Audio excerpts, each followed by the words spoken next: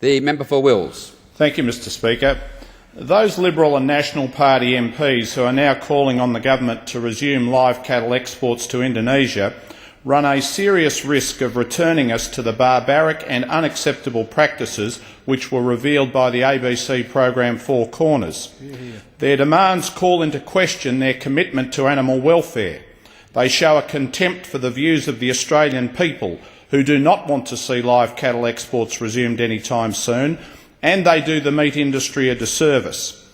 Rather than putting pressure on the government to resume live exports, they should be showing some leadership and steering the industry away from the live export industry and towards the meat processing industry here in Australia. We have been putting too many eggs in the live export basket, and we need to develop the domestic industry instead. Rural MPs should be telling farmers and producers, who we are told were horrified by the Four Corners revelations, that the jig is up in relation to live exports and it is time to move to the domestic industry. The government does not need to yield to opposition pressure to resume this trade any time soon.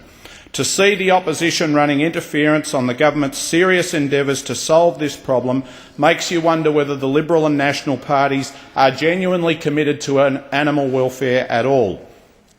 The Australian people do not want the suspension to be lifted. If we lift the suspension, I fear that the pressure which is now on the industry to lift its game will fade away. I believe the only proper basis for live cattle exports to Indonesia or elsewhere is stunning, no stun, no deal, tracking, so we know what happens to cattle that leave our shores, and monitoring. I think the industry and the Indonesian authorities should think seriously about funding someone from the RSPCA or the World Society for the Protection of Animals to be present at accredited abattoirs with a video camera wherever these abattoirs are operating. That kind of scrutiny could restore public confidence in an industry whose credibility has taken a monumental hit. I am really disappointed that the Liberal Party is opposing the suspension. When there were similar revelations of cruelty to cattle being exported to Egypt in 2006, the Howard government acted promptly to suspend the trade. It wasn't resumed for 3 years. The sky didn't fall in. Animal welfare standards were improved. So I'm really disappointed. They have gone backwards in terms of their commitment to animal welfare since they went into opposition.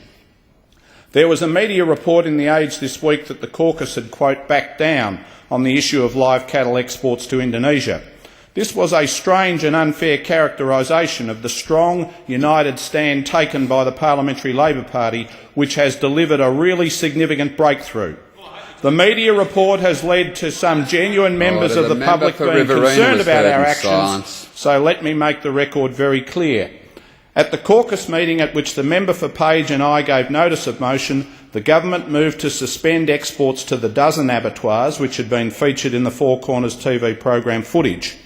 After that meeting, we made it clear that we would persist with our motion because we were concerned that there were other abattoirs of the over 100 in Indonesia which could be engaged in similar practices, and because we saw ships still going off to Indonesia and we could not guarantee the Australian people that those barbaric practices were not continuing.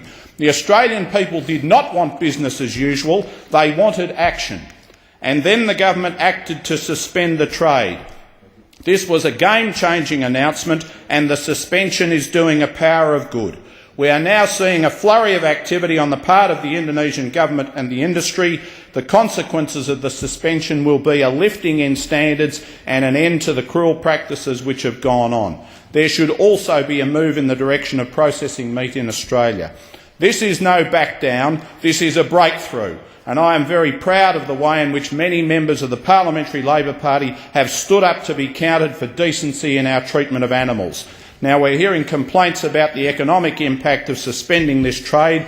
I do not believe these complaints to be well-founded. Alternatives are available. But in any event, Mr Speaker, some things are more important than money. We should not seek to make a profit on the back of the torture, misery and suffering of powerless animals. When William Wilberforce introduced his anti-slavery bill to the British Parliament in 1791, people complained that it would annihilate a trade that employed over 5,000 sailors. That argument was rejected 200 years ago, and we should reject it again today. The honourable member's time has expired.